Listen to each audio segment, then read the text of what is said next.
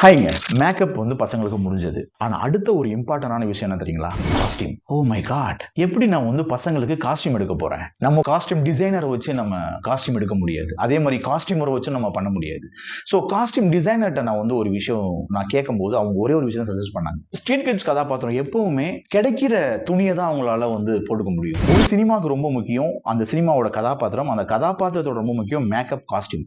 ஏன்னா காஸ்டியூம்ல வந்து நம்ம ஃபோக்கஸ் பண்ணலைன்னா நம்ம நினைக்கிற கதாபாத்திரம் எழுதின கதாபாத்திரம் வரவே வராது. அப்போ காஸ்டியூம் என்ன மாதிரியான காஸ்டியூமா இருக்கணும்? பழைய காஸ்டியூமா இருக்கணும். அந்த பழைய காஸ்டியூம் நம்ம ஒரு புதுசா ஒரு காஸ்டியூமை வாங்கி நம்ம சினிமால எப்பவுமே டல் பண்ணுவோம். ஆனா நான் சூஸ் பண்ண கேரக்டர்ஸ்க்கு வந்து புதுசா காஸ்டியூமை வாங்கி டல் பண்ணோம் அப்படின்னா அப்படியே தெரியும். ஏன்னா இது வந்து பேரலல் சினிமா. பேரலல் சினிமால வந்து அந்த ரியாலிட்டி ரொம்ப முக்கியம். அப்படிங்கும்போது நான் என்ன பண்ணேன் அப்படின்னா காஸ்டியூம் வந்து நான் அந்த பசங்கள்கிட்ட கேட்டேன். இது மாதிரி வந்து வேற வழி கிடையாது.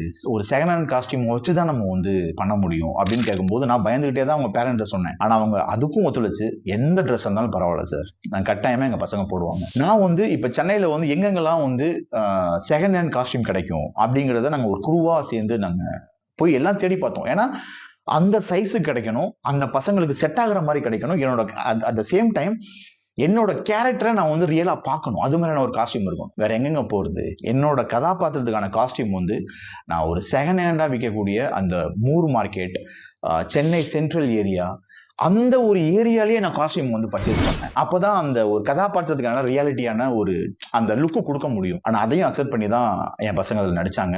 இந்த நேரத்தில் கட்டாயமா உங்களுக்கு தேங்க்ஸ் சொல்லணும். ஏன்னா ஒரு செகண்ட் ஹேண்ட் காஸ்டியூமை போடுறது சாதாரண விஷயம் கிடையாதுல்ல. ஏன்னா அந்த கேரக்டரோட ரியல் அந்த பிரீத்திங்கை கொண்டு வரணும்னா அந்த காஸ்டியூமை போட்டாதான் என்னால் அந்த எமோஷனில் வந்து அந்த பசங்க மூலியமா கொண்டு வரணும்னு ஆசைப்பட்டேன். அது வந்து கட்டாயமா நடந்துச்சு. ஸோ நீங்க படம் பார்க்கும்போது அந்த லுக்கை நீங்க பார்ப்பீங்க.